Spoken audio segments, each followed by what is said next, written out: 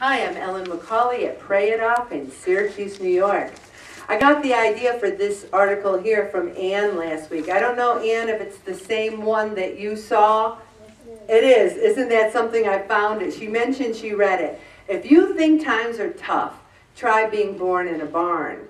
And having a hard Christmas, think of what Jesus went through on his birthday. And it really does put things in perspective. You know, we think our lives are so rough because we've got so many cards to do and cookies to make and decorations and all the shopping. You know, and Jesus, his mother was riding on a donkey. I don't know, any 9-month pregnant women in your life ride on a donkey? I didn't. I didn't ride on a donkey. And it's cold. It's still cold. People think it was hot over there. It was cold. And she was alone. I don't think Joseph was there going, you push, push, push. I don't know. I think he went outside and Mary was alone. Of course God was there. A manger is a place where animals come to eat. What else do you think they do there besides eat?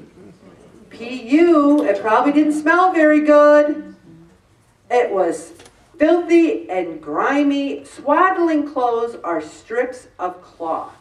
You know, he didn't have a baby shower with tons of presents and rattles and all kinds of nice things. We need to be thankful for the roofs over our head, the closets full of clothes, the refrigerator with food in it, the car and the garage, and the job that drives us to work.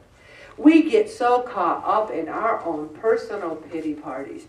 Poor me, I can't eat hot fudge sundaes and drink Molson beers and have Mrs. T's pierogies with sour cream. Poor me. We have all these things to be grateful for.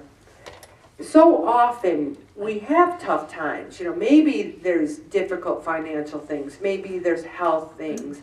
And it just seems that the battle we have with our addictions pull us under for the third and last time.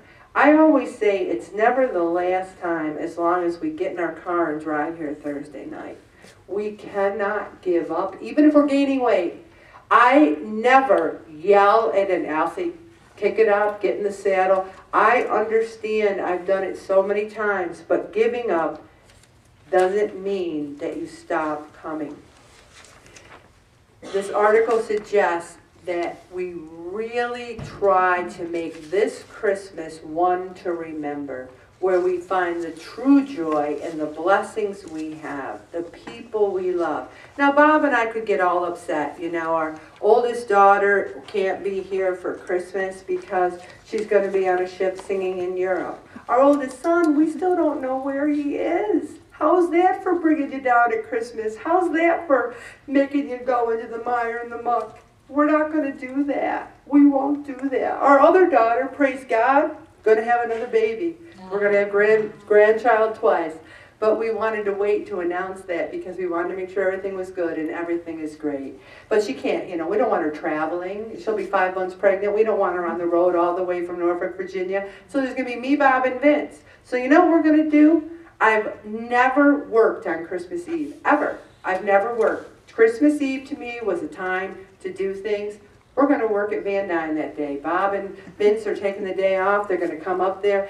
That's when every resident gets their present. Santa Claus is going to be there. We're going to go to every room. That's going to be our Christmas Eve. And then we're going to go watch the midnight opening of Les Miserables, which I live and die for.